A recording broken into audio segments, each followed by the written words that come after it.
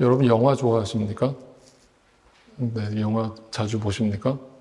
네, 저도 유일한 취미 중에 하나가 영화 보는 겁니다. 근데 여러분, 저는 이런 생각을 해봐요. 이 세상에 지금까지 제가 살면서 정말 명작이라고 할 만한 영화들을 참 많이 봤거든요. 저는 한국에 있을 때 참 연극 보러 가는 것도 좋아했고, 주로 혼자 다녔습니다. 네, 그런 걸 참 좋아했는데, 아무리 생각해봐도, 아무리 감동적인 영화나 아무리 감동적인 연극을 봐도 그것 때문에 인생이 변했다는 사람을 지금까지 저는 만나본 적이 없습니다. 여러분이 기억할 만한 영화나 연극이나 어떤 뮤지컬을 보시고 내 인생이 바뀌었습니다 라고 하실 분이 여기 혹시 계십니까? 없으실 거라고 생각합니다. 왜 그렇습니까? 왜 영화를 볼 때는 너무 감동적인 장면이 나오면 막 눈물 콧물 다 쏟아가면서 그 영화를 보고 나오는데 왜 그 감동이 오래가지 않고 내 삶은 하나도 달라지지 않습니까? 왜 그런 줄 아십니까? 그 영화나 연극은 말 그대로 연기이기 때문에 그렇습니다. 연기는 사람을 변화시키지 못합니다. 근데 저는 지금까지 제가 목사라서가 아니라 지금까지 교회에서 수많은 말씀을 전하고 또 많은 성도님들을 여태까지 만나왔지만 저는 제 눈으로 직접 목격했습니다. 사람이 변하는구나. 이 사람이 이렇게 변하는구나. 야, 이 사람이 어떻게 이렇게 달라지지? 누가 등 떠미는 것도 아니고 누가 억지로 멱살 잡고 끌어가는 것도 아닙니다. 사람이 변합니다. 왜 그런 줄 아십니까? 하나님의 말씀은 연기가 아니기 때문에 그렇습니다. 하나님의 말씀은 살아있기 때문입니다. 하나님의 말씀은 생명이기 때문입니다. 그러니까 사도 바울의 이 고린도전서 15장의 간증은 어떻게 보면 저는 이걸 교리적인 가르침이라기보다는 간증이라고 생각을 하면서 15장을 항상 읽는데 여러분도 그런 관점에서 다시 15장을 읽어보실 수 있기를 바라요. 다릅니다. 느낌이 달라요. 사도 바울은 지식적인 걸 교리적으로 가르치고 있는 게 아닙니다. 부활에 대해서 성경 공부를 하고 있는 게 아닙니다. 자신이 경험한 하나님을 가르치고 있습니다. 자신이 만난 예수를 가르치고 있습니다. 그런데 그 바울의 말조차도 그냥 한낱 지식으로 듣고 있는 성도들이 있었습니다. 그러면서 심지어 어떤 사람들은 사도 바울의 그 가르침조차 영화 보듯이, 연극 보듯이 저 사람도 지금 쇼를 하고 있는 것이지, 저 사람도 밥벌이를 위해서 지금 말장난하고 있는 것이지 라면서 바라보는 성도들이 교회 안에 있었습니다. 이거는 너무나 충격적인 사실이었습니다. 그게 성경의 기록으로 남았습니다. 그런데 더 충격적인 것은 제가 늘 말씀드리지만 오늘날 교회 안에도 고린도 교인들과 별반 다를 바 없이 교회를 왔다 갔다 하는 사람들이 많이 있더라는 겁니다. 전혀 그들은 예수님을 경험한 적도 없고 경험하지 않았기 때문에 조금도 내 삶이 달라진 게 없습니다. 내 생각도, 내 말도, 내 삶의 자세도, 내 습관도 예수 믿기 전과 똑같습니다.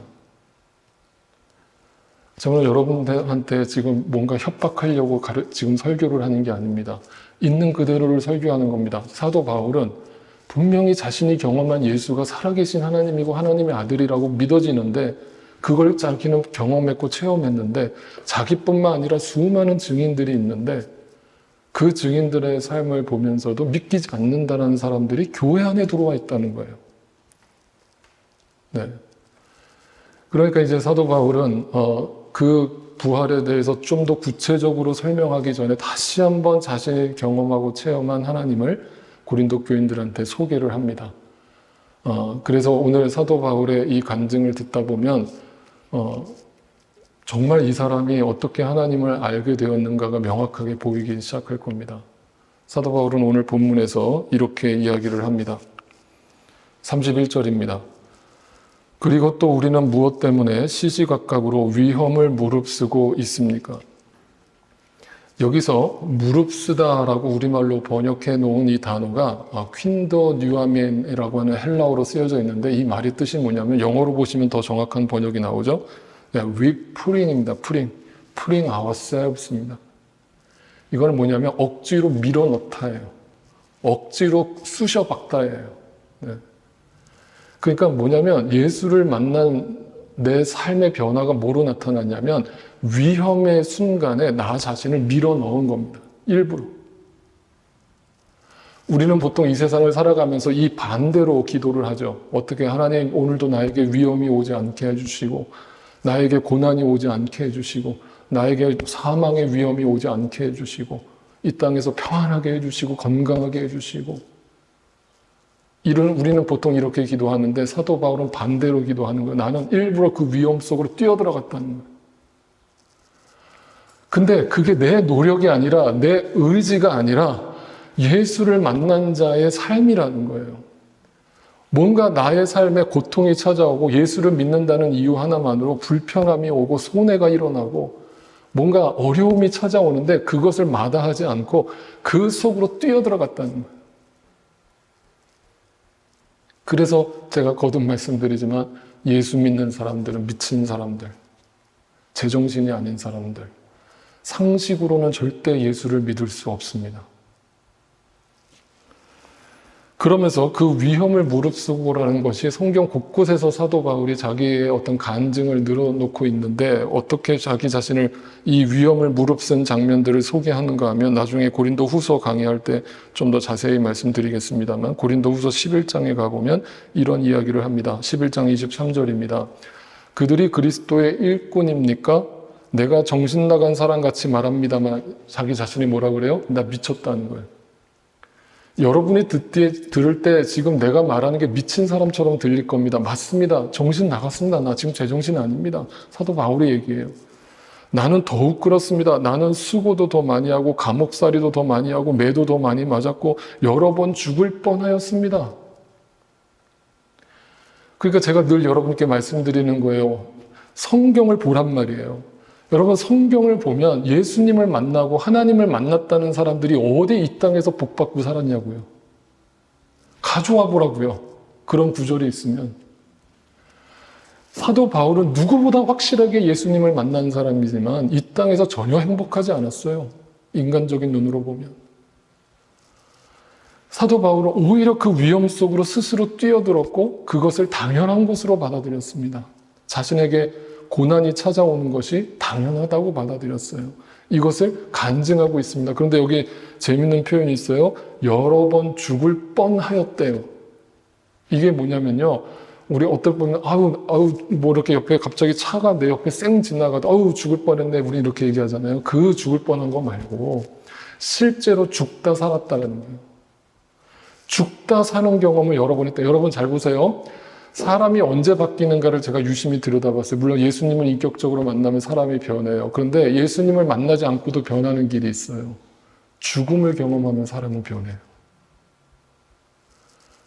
여러분 주변에서 많이 보시죠. 정말 중환자실에서 숨이 헐떡헐떡 하던 사람이 기적적으로 살아났어요. 내가 암 말기였는데 분명히 의사는 가망이 없다고 얘기했는데 기적적으로 나았어요. 여러분 그 사람의 그 이후의 삶이 어떻게 달라질까요? 여전히 내가 병을 얻기 전과 똑같이 살아갈까요? 절대. 사람은 경험을 통해서 알게 된다니까요. 그러니까 사람은 그 죽음을 경험하면 변하게 돼 있어요. 그러니까 사도 바울은 뭐냐면 죽을 고비를 여러 번 넘겼다는 거예요. 그러니까 자기는 죽다 살아나는 경험을 했다는 거예요. 자, 이 말을 한번 우리가 검증해 봅시다.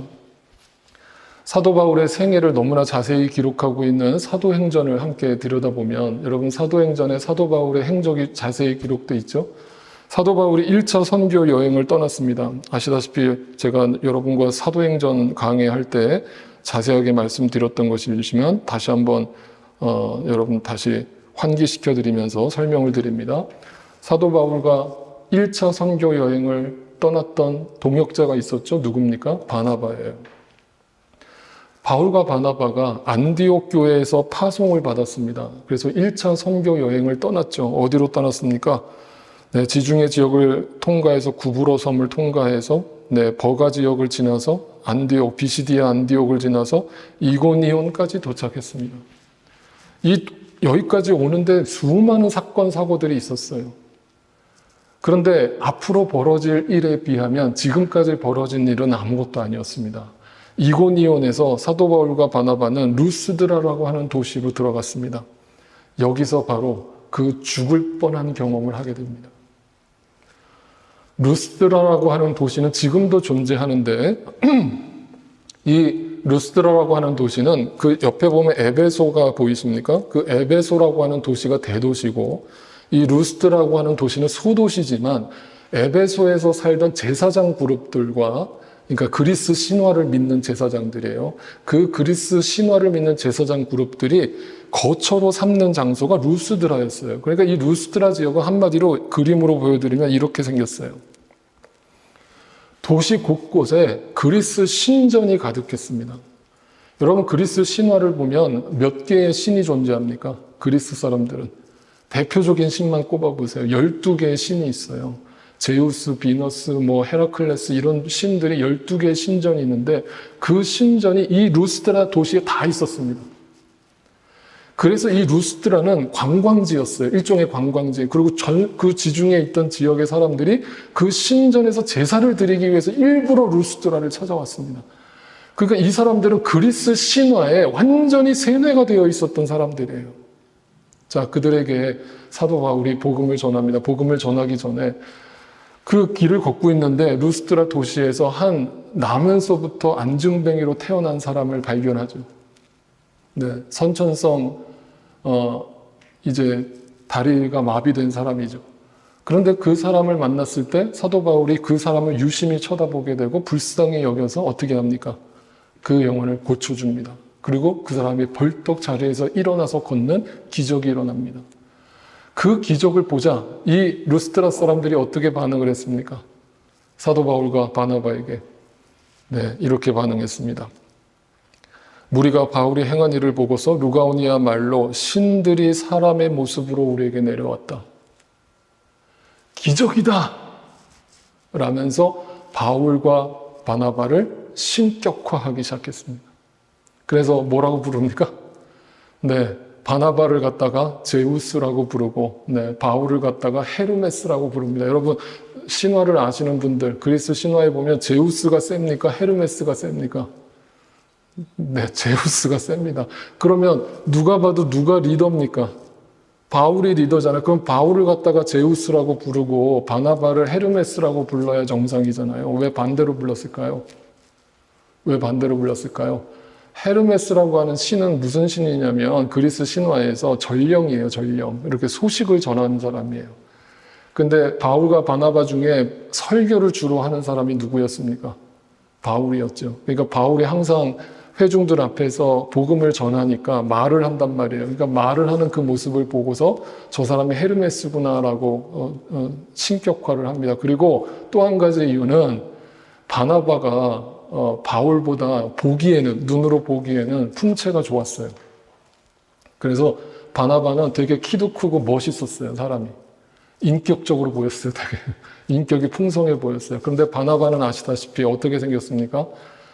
키는 너무나 작고, 머리는 대머리고, 얼굴은 추남이었습니다. 그래서 아무도 이 인간을 쳐다보질 않아요. 거들떠보질 않습니다. 그러니까 뭔가 바나바가 더 위대해 보였어요. 그래서 바나바를 제우스라고 부릅니다. 자, 어찌됐건 그런 일들이 벌어지니까 여러분, 우리 같으면 바로 지금 이 장면이 오늘날로 얘기하면 어떤 일이 벌어진 거예요? 사이비 종교 하나가 탄생할 시점이 됐죠. 이제 바울과 바나바가 자기가 교주가 되어서 새로운 종교를 창시할 수 있는 분위기가 형성됐습니다. 그런데 바울이 어떻게 행동합니까? 버럭 화를 냅니다. 당신들 미쳤습니까? 누구를 신격화하려고 합니까? 나는 당신들과 똑같은 사람에 불과합니다.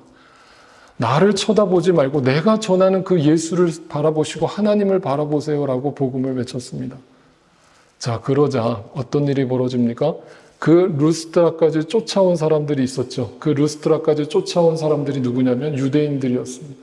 그 유대인들이 쫓아와서는 그 루스드라 사람들을 선동합니다. 그래서 뭐라고 선동을 합니까? 그 바울을 유대 사람들이 안디옥과 이고니온에서 거기로 몰려와서 군중을 설득합니다. 선동했습니다. 여기서 설득했다라는 말은 뭔가 유혹했다, 꼬셨다 이런 말이 되는데 잘 생각해 보세요. 조금 전까지 바울과 바나바를 신격화하면서 제우스다 헤르메스다라고 찬양하던 루스트라 시민들이 갑자기 그 유대인들의 말을 듣고 행동이 180도 달라지면서 바울을 죽이려고 돌로 치기 시작합니다. 자, 어떻게 이 장면을 우리는 이해해야 됩니까? 루스트라 사람들의 마음을 바꾼 이유가 뭐겠습니까? 이유는 하나입니다. 그 유대인들이 이렇게 설득을 한 겁니다. 야, 너희 저 바울이라는 사람의 말에 속아 넘어가지 마. 저 사람의 감언 이설에 속지 마. 저 사람은 지금 너희가 직업으로 삼고 있는 그 그리스 신전 때문에 너희는 지금 먹고 살고 있는데 너희가 저 바울이라는 사람의 말에 복음을 듣고 너희의 삶을 바꾸면 이 그리스 신전은 다 없어져야 돼. 그러면 너희는 밥벌이가 그 순간 끝나는 거야. 알기는 알고서 저 사람을 제우스라 헤르메스라고 부르고 있는 거야. 이 정신 나간 사람들아 하면서 유대인들이 그들을 꼬셨습니다. 그 말을 듣고 선동돼서 자신들의 먹고 사는 것에 문제가 생길 거를 걱정한 사람들이 180도 태도를 바꿔서 바울에게 돌을 던지기 시작합니다. 네, 이 장면이 오늘도 교회 안에서도 계속 반복됩니다. 사람은 언제나 자기 이익과 자기 중심적인 관점에서 바라보기 때문이죠. 자, 바울이 돌을 맞았습니다. 어떻게 됐습니까? 그들은 바울이 죽은 줄 알고 성 밖으로 끌어냈습니다. 여러분, 여기서 알았다라고 하는 이 단어를 주목해 보세요. 이 알았다는 거, 여러분, 돌을 맞았습니다. 바울이 쓰러졌습니다. 그런데 죽은 줄 알고 성 밖으로 질질질 끌고 나가서 버렸습니다. 그렇다면 죽은 줄 알았다라는 게 기절한 것을 그냥 갖다 버린 겁니까? 여러분, 사람이 죽은 줄 어떻게 확인할 수 있습니까? 네, 여기 맥만 잡아보면 금방 나오죠. 그런데 그 사람들이 바보입니까? 사람이 기절한 거하고 죽은 거를 구분 못합니까? 실제로 그래서 많은 성경학자들이 이 부분을 가지고 뭐라고 보냐, 이때 바울은 죽었다는 거예요. 실제로 숨이 멎었다는 거예요. 생물학적으로 죽었다는 거예요. 그래서 사람들이 죽은 줄 알고 시신을 갖다가 성 밖에다 버린 거예요. 그런데 여러분, 여기서 또 한 가지 잘못이 있어요. 뭐냐면 유대인들이 선동해서 돌을 던진 거잖아요. 그런데 어디서 돌을 던졌는지 아세요? 어디서? 성 밖에서 던졌어요? 성 안에서 던졌어요? 성 안에서 던졌어요. 그런데 여러분, 나중에 레위기와 민수기를 살펴보시면 유대인들이 그렇게 중요하게 생각하는 그 율법에는 아무리 사람이 잘못을 저질러서 죄를 졌다 하더라도 성 안에서는 돌을 못 던지게 돼 있어요. 이게 무슨 말인지 아세요? 그래서 스데반 집사도 여러분 돌에 맞아 죽었죠? 스데반 집사가 어디서 돌에 맞았어요? 성 밖이에요? 성 안이에요? 네, 성 안이에요. 성 밖이에요. 네, 스데반 집사도 율법에 의해서 스데반 집사를 성 밖으로 질질 끌고 나가서 거기서 돌로 쳐서 죽인 거예요. 왜냐하면 율법을 지키기 위해서 그렇게 한 거예요. 그런데 사도 바울은 어떻게 행동했어요? 유대인이 그렇게 중요하게 생각하는 그 율법을 스스로 어겨가면서 바울을 성 내에서 돌로 쳐서 죽였어요. 무슨 뜻이에요? 그만큼 급했다는 거고, 그만큼 바울을 죽여야겠다라는 확신이 있었다라는 거예요. 그래서 자신이 중요하게 생각하는 율법마저 어겨가면서 성 안에서 죽였습니다. 자, 그런데 여기서 또 한 가지 퀘스천. 바울은 분명 그 당시 혼자가 아니었죠. 바나바가 같이 있었고, 그 루스트라에서 복음을 전했을 때 그 복음을 듣고 제자가 되기로 응답한 사람들이 있었어요. 그런데 이 바울이 돌에 맞아 죽어가고 있는 상황에서 바나바는 어디 갔습니까? 그리고 그 바울의 복음을 듣고 제자가 되었던 사람들은 어디로 갔습니까?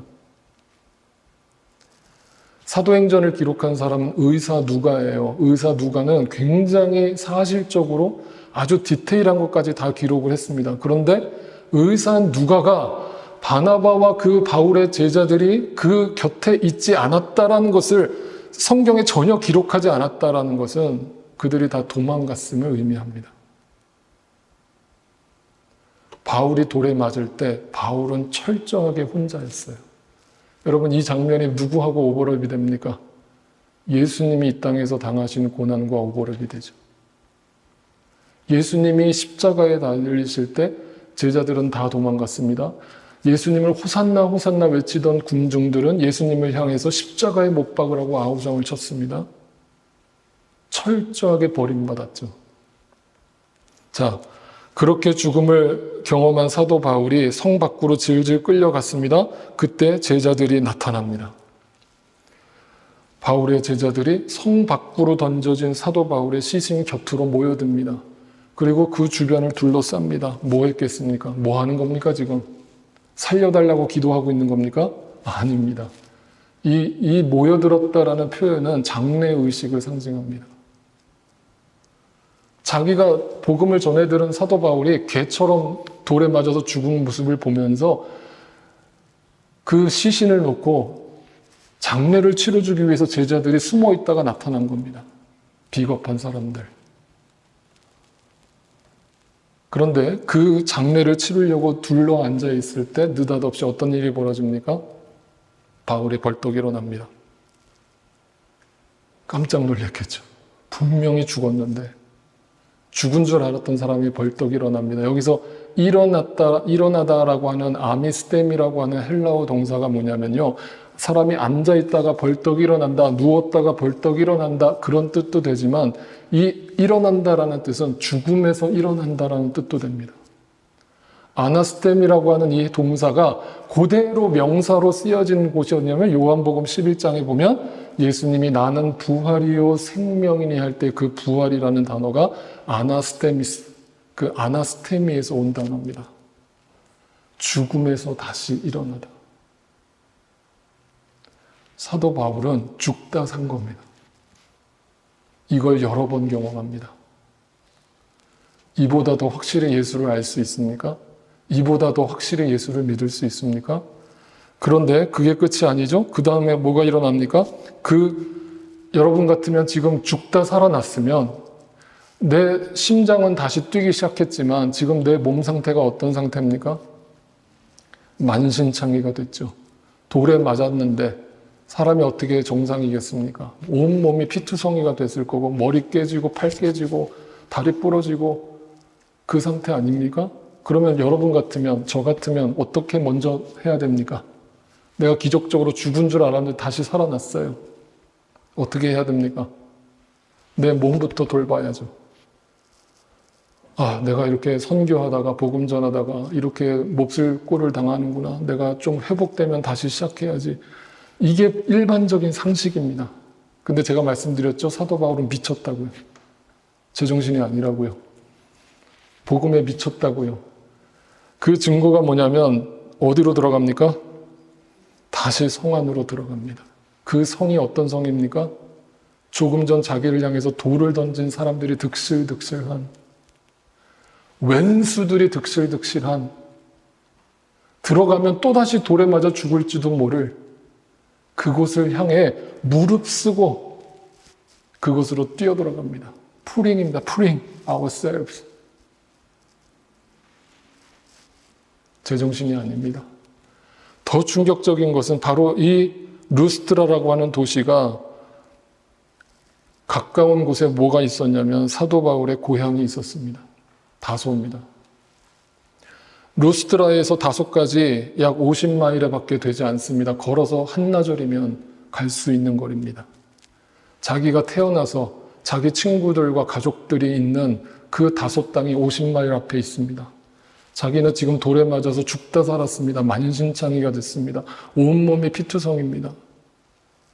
우리 같으면 다소 가서 안식 좀 취하고 안식월 좀 취하고 안식년 좀 취하고 다시 사역해야지 싶은데 바울은 다시 그 성 안으로 들어가서 복음을 외치기 시작합니다.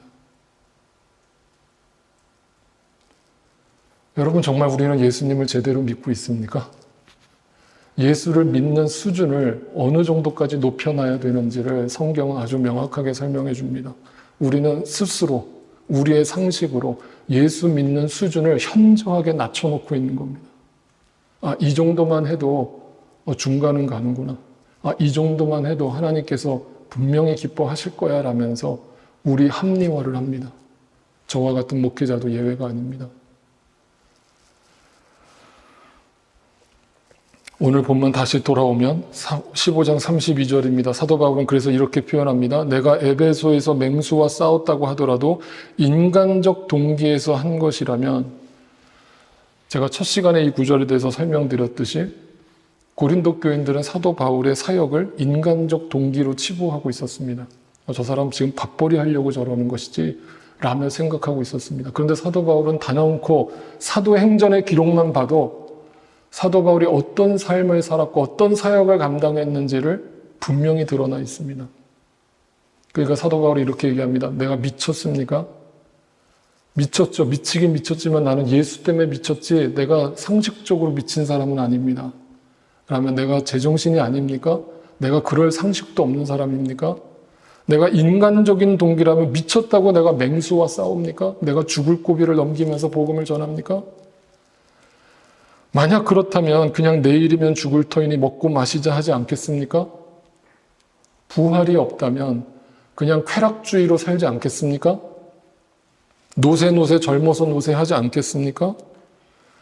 그런데 이 사도 바울의 사역을 인간적 동기로 치부하고 그 사도 바울의 말씀을 전혀 듣지도 않고 복음을 듣지도 않고 그냥 지식으로만 이해하려고 하는 고린도 교인들은 심지어 이렇게까지 행동을 합니다. 33절입니다. 속지 마십시오. 나쁜 동무, 좋은 습성을 망칩니다. 사도 바울은 지금 흥분해 있습니다. 몹시 흥분한 상태에서 앞에 고린도전서 앞부분에서는 내가 이렇게 당신들한테 직설적으로 설교를 하는 것은 당신들을 부끄럽게 하려는 것이 아닙니다. 당신들을 사랑으로 교훈하기 위함이다 라고 앞에서는 그렇게 설교를 했어요. 근데 뒷부분에 가서 사도 바울은 전혀 망설이지 않게 거침없이 쏟아냅니다. 교회 안에 나쁜 동물들 사귀지 마세요. 이게 무슨 말입니까? 성경에서 나쁘다라고 하는 이 표현은 믿음이 없다와 동일한 말입니다. 다시 말하면 믿음이라고 하는 것은 전염성을 갖습니다.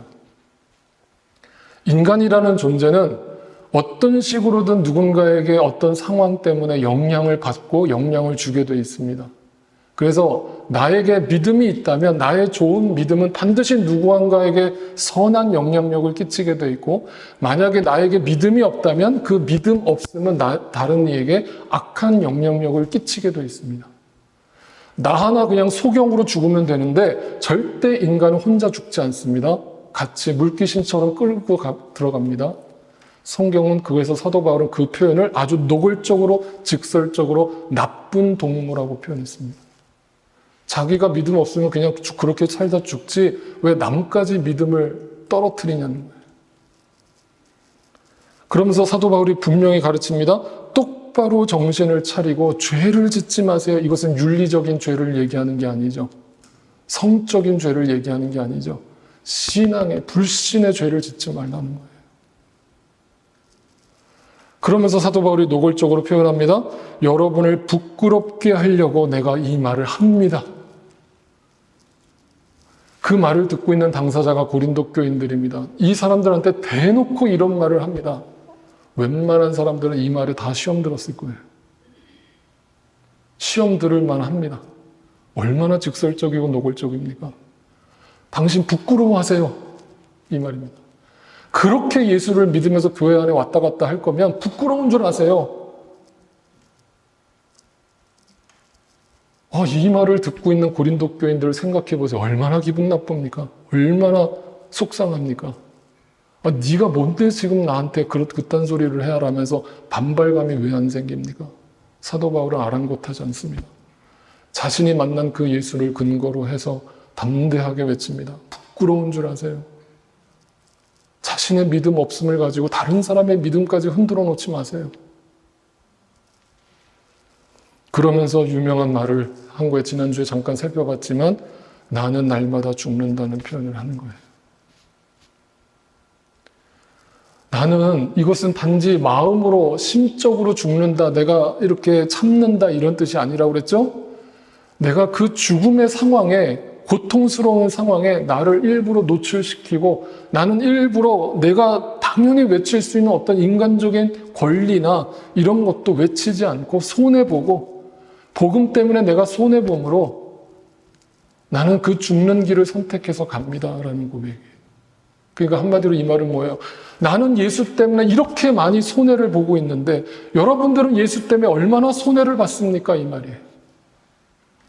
얼마나 많이 예수 때문에 억울한 일을 당하셨습니까? 얼마나 많이 예수님을 전하는 것 때문에 사람들한테 손가락질을 받으셨습니까? 이 말이에요. 여러분, 이 죽는다라는 사도 바울의 이 고백을 우리가 주님 나라 가기 전까지 저도 그렇고 여러분도 그렇고 절대 마음속에서 지우지 않기를 바랍니다. 그리고 우리 마음속에서 늘 이 고백을 진실되게 고백할 수 있기를 바라고 정직하게 고백할 수 있기를 소원합니다. 어떤 식으로든 그 손해보는 것이 더 이상 억울하면 안 됩니다. 남을 위해 참는 것이 억울해서는 안 됩니다. 그렇다면 가장 억울한 사람이 예수님이고 가장 억울한 사람이 사도 바울입니다. 그들은 분명히 그 주님을 봤기 때문에 자신의 목숨을 걸고 복음을 전했고 그 목숨을 걸고 자신의 삶을 성도들한테 본받으라고 가르치고 있는 겁니다. 지난주에도 잠깐 나눴듯이 사도 바울과 실라가 2차 선교여행 도중에 빌립보에서 웬 귀신 들린 여종을 고쳐줬다는 이유 하나로 모함을 받아서 감옥에 갇혀서 매를 맞은 사건을 말씀드렸죠. 그때 사도 바울과 실라가 감옥에서 한 행동이 어떤 행동이었다고요? 하나님, 나 좀 여기서 꺼내주세요. 제발 나 좀 여기서 살려주세요. 왜 나에게 이런 고난을 주시는 거예요? 라면서 하나님께 부르짖지 않았고 마치 그런 일을 기다렸다는 듯이 너무나 당연하게 고난 또 왔어? 하나님이 또 나에게 어떤 일을 행하시려고 나에게 또 이 고난을 주시나? 또 이 관계에 어려움을 주시나? 라면서 전혀 다른 시선으로 그 상황을 바라보기 시작합니다. 그러면서 한 행동이 뭐였습니까? 바울과 실라가 찬양을 부르기 시작했습니다. 그 당시 상황을 보면 이렇게 설명하죠. 사도행전 16장 24절에 이렇게 증언합니다. 간수는 이런 명령을 받고 그들을 깊은 감방에 가두고서, 여기서 표현된 깊은 감방은 불빛이 하나도 없는 감방을 뜻합니다. 오늘날 교도소도 어떤 독방을 가도 불빛 하나 들어오지 않는 그런 감옥은 없습니다. 그렇다면 당장 인권위에 고소돼서 그 죄수의 인권에 대해서 얘기할 겁니다. 당시 2000년 전에는 죄수의 인권이라는 것을 알아줄 리가 없죠.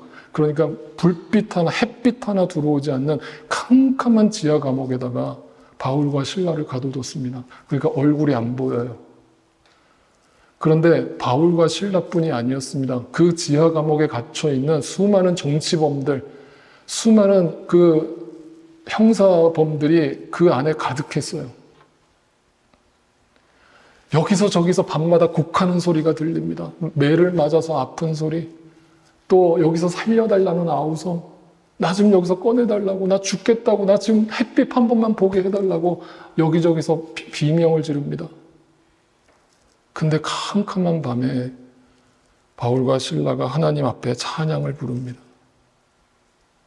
한밤중에 되어서 바울과 실라가 기도하면서 하나님을 찬양하는 노래를 부르는데 죄수들이 듣고 있더라.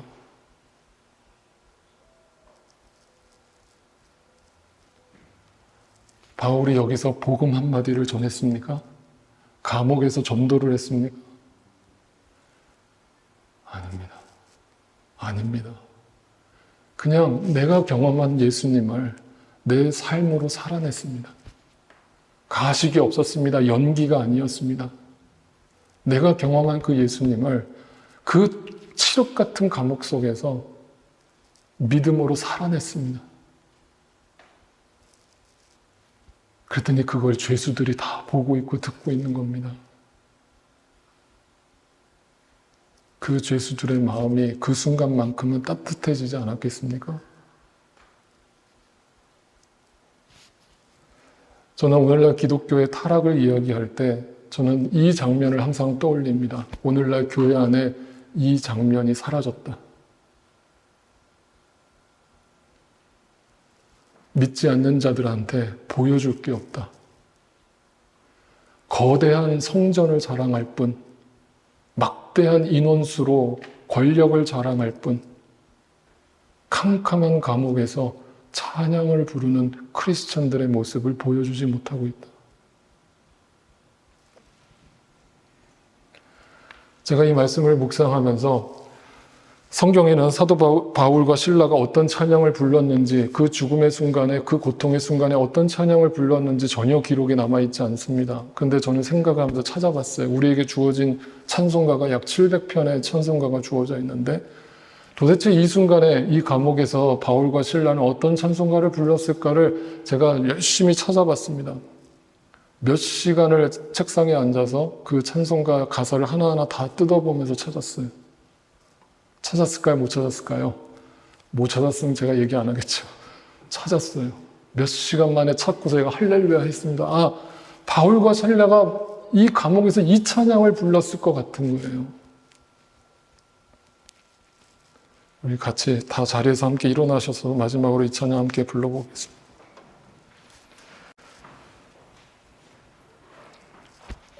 여러분한테 제가 이렇게 권면합니다. 여러분, 우리가 살아가는 이 인생은요, 달리 감옥이라고 할 곳이 다른 곳에 있는 게 아니에요. 그냥 삶 자체가 감옥 같아요. 칠흑 같은 어둠이에요. 근데 그 속에서 내가 만난 예수님을 드러내지 않고 표현하지 않는다면 부끄러워해야 돼요. 나는 정말 예수를 만났는지 하나님 앞에서 겸손히 나 자신을 들여다봐야 해요. 바울과 실라는 연기를 하고 있지 않아요. 그 칠흑 같은 감옥 속에서 그 죽을 고비를 넘기면서도 주님을 바라보고 찬양했어요. 그 고백을 담아서 이 찬양의 고백을 함께 부릅니다.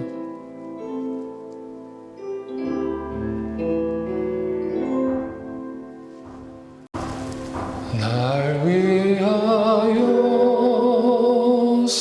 십자가에 중한 고통 받으사 대신 죽은 주 예수의 사랑하신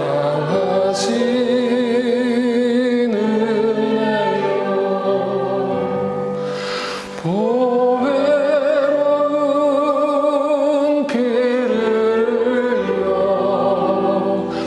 영영 죽을 죄에서